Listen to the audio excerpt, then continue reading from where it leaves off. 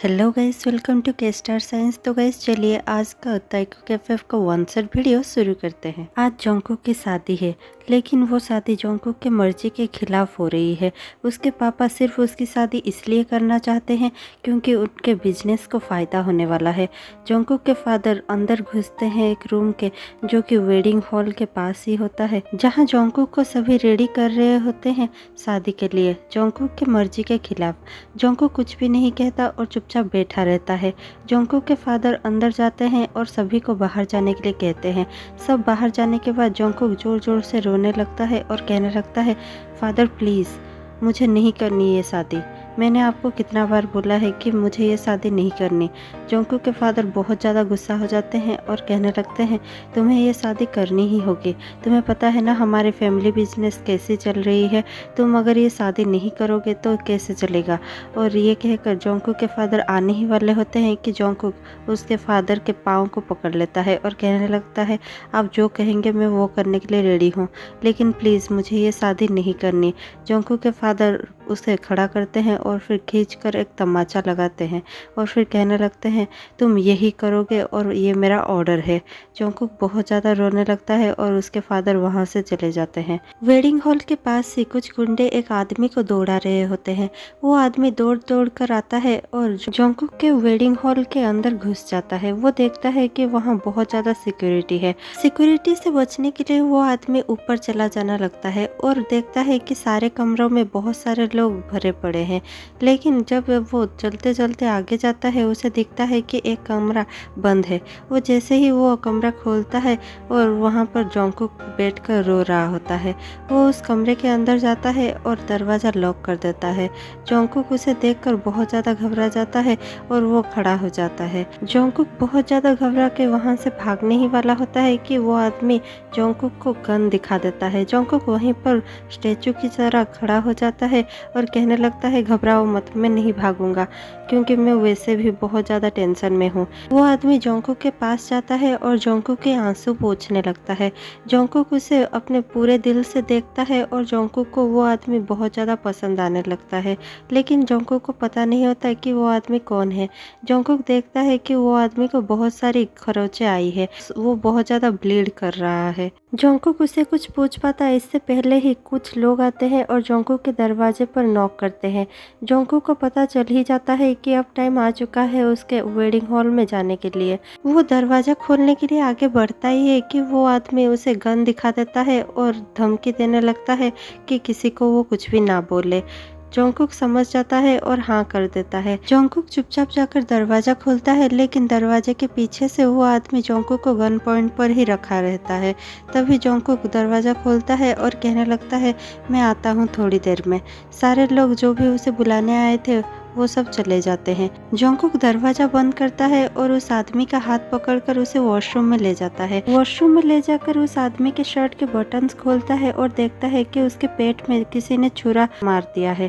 वो देखने के बाद ही जोंगकुक और भी ज्यादा घबरा जाता है, लेकिन वो खुद को काम रखकर फर्स्ट एड किट निकालने लगता है और फिर उस आदमी का ट्रीटमेंट करने लगता है। उस आदमी को भी कहीं ना कहीं जोंगकुक पे ट्रस्ट होने लगता है और जोंगकुक पे दया भी आने लगती है, क्योंकि जोंगकुक अपना शादी नहीं करना चाहता था।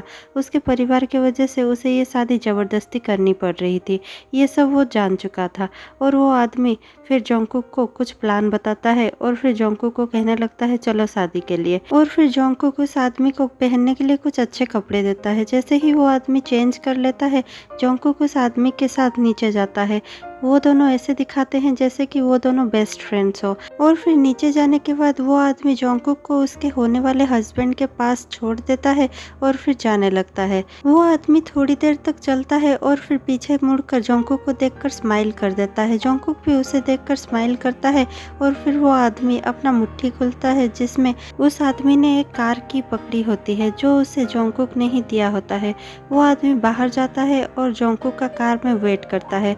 जोंगकुक जोंगकुक थोड़ी देर तक तो वहाँ रहता है और फिर अपना मन बना लेता है और शादी से भागने लगता है। उसका होने वाला हस्बैंड को कुछ भी पता नहीं होता और वो बहुत ज़्यादा कंफ्यूज होकर जोंगकुक को देखता रहता है। जोंगकुक किसी को भी नहीं देखता और सीधा दौड़ने लगता है। जोंगकुक के पेरेंट्स जोंगकुक को रोकने की बहुत ज़्यादा कोशिश करते हैं लेकिन जोंगकुक नहीं रुकता।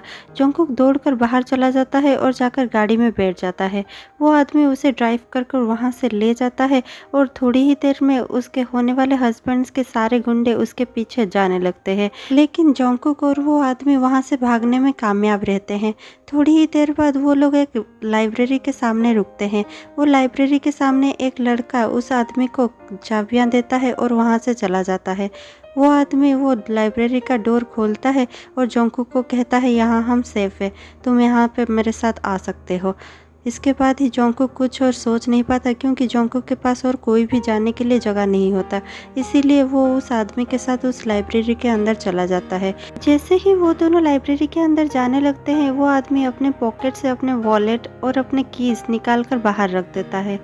जोंगकुक देखता है कि उसके वॉलेट में क्या है और जैसे ही वो उसके वॉलेट चेक करने लगता है उसके वॉलेट में जोंगकुक को एक आईडी मिलती है जिससे जोंगकुक को पता चल जाता है कि वो और कोई नहीं बल्कि कोरिया के सबसे बड़े डिफेंस एजेंसी का सबसे सुपर कॉप और अंडरकवर कॉप है। और ये जानने के बाद जोंगकुक कहीं ना कहीं रिलीफ फील करने लगता है क्योंकि जोंगकुक को पहले से लग रहा होता है कि ये जरूर ही कोई गुंडा होगा, लेकिन अब जोंगकुक को पता चल ही चुका है कि ये अंडरकवर पुलिस है। इसीलिए जोंगकुक बहुत ज़्यादा राहत की सांस लेता है और फिर उसे जाकर देखता है और कहने लगता है क्या तुम कॉप हो। इसके बाद ही वो स्माइल करता है और वो आदमी कहने लगता है हाँ तुम्हें कैसे पता चला। जोंगकुक कहता है सॉरी पर मैंने तुम्हारा वॉलेट चेक किया था और मुझे वहाँ से तुम्हारा आईडी मिला। मैं जान चुका हूँ कि तुम अंडरकवर कॉप हो, तो क्या इसीलिए ही तुम अपने किसी मिशन में थे और वहाँ पर तुम्हें ये सब चोट लग गई। तो वो आदमी कहने लगता है तो मिलकर खुशी हुई आपसे। मैं हूँ किम ताह्यून और मैं एक अंडरकवर कॉप हूँ जैसे कि आपने जान लिया है, और मैं एक मिशन पे था, वो मिशन फेल हो गया और इसीलिए ही मुझे ये सब चोटें आई हैं और कुछ गुंडे अभी भी मेरे पीछे हैं, इसीलिए ही मैं तुम्हारे वेडिंग में ऐसे ही घुस गया था। जोंगकुक कहने लगता है मुझे नहीं पता कि आप कौन हैं, कहाँ से आए हैं और आपका काम क्या है, लेकिन मुझे ऐसा लगता है कि आप मेरे लिए एक एंजल हो क्योंकि मैं वो शादी नहीं करना चाहता था और सिर्फ मेरे पापा के बिजनेस की वजह से मेरे पापा ने मुझे बहुत ज़्यादा फोर्स कर रखा था, लेकिन मैं बहुत ज़्यादा थैंकफुल हूँ कि आपने मुझे बचा लिया। इसके बाद ही वो आदमी हंस देता है और वहाँ से चला जाता है और कहने लगता है तुम्हें कुछ खाना है। जोंगकुक कहता है नहीं मुझे भूख नहीं है और इसके बाद वो आदमी वहाँ से चला जाता है।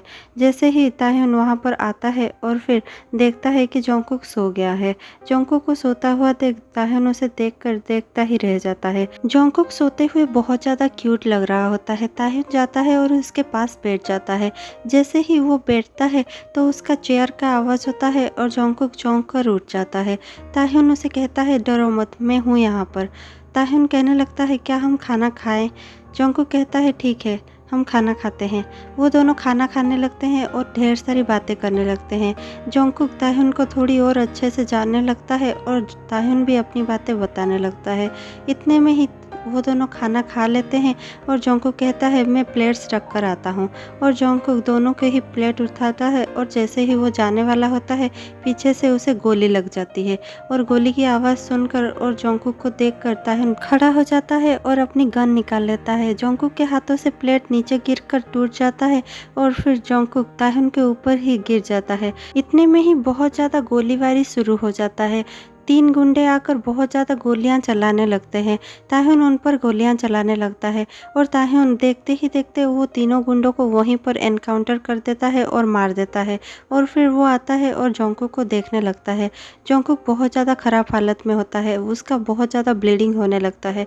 ताह्यून वो सब देखकर बहुत ज़्यादा घबरा जाता है क्योंकि आज से पहले ताह्यून को कोई इतना पसंद ही नहीं आया था जितना जोंगकुक उसे पसंद आने लगा था, और उसके वजह से ही जोंगकुक को शायद गोली लगी थी।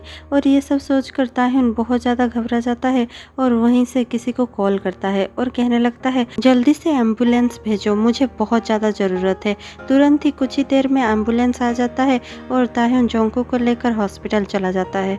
हॉस्पिटल में 5 घंटों तक जोंगकुक का ऑपरेशन चलता है और फिर डॉक्टर बाहर आते हैं और कहने लगते हैं ऑपरेशन सक्सेसफुल रहा। मिस्टर किम, आप अभी जोंगकुक से मिल सकते हैं, लेकिन जोंगकुक उसके होश में नहीं है, इसीलिए आपको वेट करना पड़ेगा।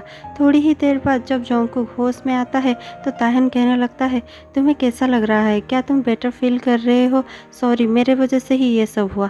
जोंगकुक कहने लगता है, इट्स ओके, मैं अभी ठीक हूँ और तुम्हें इतना ज़्यादा सॉरी कहने की ज़रूरत नहीं है, क्योंकि मुझे नहीं लगता कि वो गुंडे वो हैं जो तुम्हारे पीछे थे।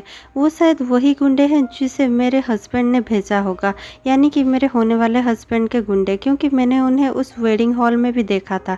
इसके बाद ताहुन को और भी ज़्यादा गुस्सा आने लगता है और वो कहने लगता है, तो फिर ठीक है, इसके बाद से तुम्हें कोई भी तंग नहीं करेगा, तुम मेरे साथ रहने वाले हो। जोंगकुक के आंखों में आंसू आ जाता है। जोंगकुक को समझ नहीं आता कि वो क्या कहे, लेकिन जोंगकुक बहुत ज़्यादा खुश होता है अंदर से और जोंगकुक अपना सर हिलाता है और हाँ कर देता है। 6 दिनों तक जोंगकुक उस हॉस्पिटल में रहता है, लेकिन जोंगकुक ने मना कर दिया होता है कि उसके घर वालों को कुछ ना बताया जाए, इसीलिए ताहुन उसके घर वालों को इन्फॉर्म नहीं करता और खुद से ही जोंगकुक का ख्याल रखने लगता है। जब 6 दिनों बाद जोंगकुक को डॉक्टर डिस्चार्ज कर देते हैं तो ताहुन उसे अपने घर ले जाता है। ताहुन और जोंगकुक एक साथ रहने लगते हैं और जोंगकुक का ध्यान ताहुन बहुत अच्छे से लेने लगता है। थोड़ी दिन बाद खबर आता है कि 4 लोगों को एक एनकाउंटर स्पेशलिस्ट ने मार दिया है, लेकिन उस सब में एक बिजनेसमैन की भी डेथ हो गई है। उस न्यूज़ को देखने के बाद ही जोंगकुक ताहुन से पूछने लगता है, क्या ये सब तुमने किया है? ताहुन कुछ भी नहीं कहता और बस साइलेंट होकर बैठा रहता है। जोंगकुक को पता चल ही जा चुका होता है कि ये सब ताहुन का ही काम है। जोंगकुक उसे देखता है और कहने लगता है, क्या ये सब तुमने मेरी वजह से किया है? ताहुन कहने लगता है, वो लोग तुम्हें हर्ट कर सकते थे, इसीलिए मैंने ये सब किया, और वैसे भी वो लोग गुंडे ही थे और कुछ भी नहीं, और जो तुम्हारा होने वाला हस्बैंड था और वो उन सब का लीडर था, इसीलिए मैं उसे नहीं छोड़ पाया। लेकिन लोगों को ये पता नहीं था, इसीलिए वो सिर्फ इतना ही जानते हैं कि एक मशहूर बिजनेसमैन की डेथ हो गई, लेकिन वो लोग ये नहीं जानते कि वो मशहूर बिजनेसमैन कितना बड़ा कमीना था। उसने कितने सारे लोगों की जानें ली थी और कितने सारे परिवारों को ऐसे ही मरने के लिए छोड़ दिया था। उसके वजह से कितने सारे परिवार सड़कों पर आ गए थे और वो बहुत ज़्यादा कमीना इंसान था, उसे तो ये सब भुगतना ही था। इसके बाद ही जोंगकुक कहने लगता है, I am proud of you. ताहुन उसे थोड़ी देर देखता है, क्योंकि ताहुन को आशा नहीं थी कि जोंगकुक ये सब कहने वाला है, लेकिन जैसे ही जोंगकुक ये सब कहता है ताहुन उसे देखता है और कहने लगता है, क्या तुम खुश हो? इसके बाद ही जोंगकुक थोड़ा सा सोचता है और कहने लगता है, मैं खुश हूँ, लेकिन मुझे और भी ज़्यादा खुशी होगी अगर तुम मुझे इसके अलावा और कुछ पूछोगे। ताहुन थोड़ा सा कंफ्यूजिंग नज़र से जोंगकुक को देखता है और कहने लगता है, मुझे और भी कुछ पूछना चाहिए तुमसे, मैं कुछ समझा नहीं। जोंगकुक कहने लगता है, एनकाउंटर स्पेशलिस्ट हो, लेकिन शायद दिल के मामले में और प्यार के मामले में थोड़े कच्चे हो, इसीलिए मैं ही तुम्हें पूछ लेता हूँ। प्लीज़ एनकाउंटर स्पेशलिस्ट, क्या आप मुझसे शादी करना चाहेंगे?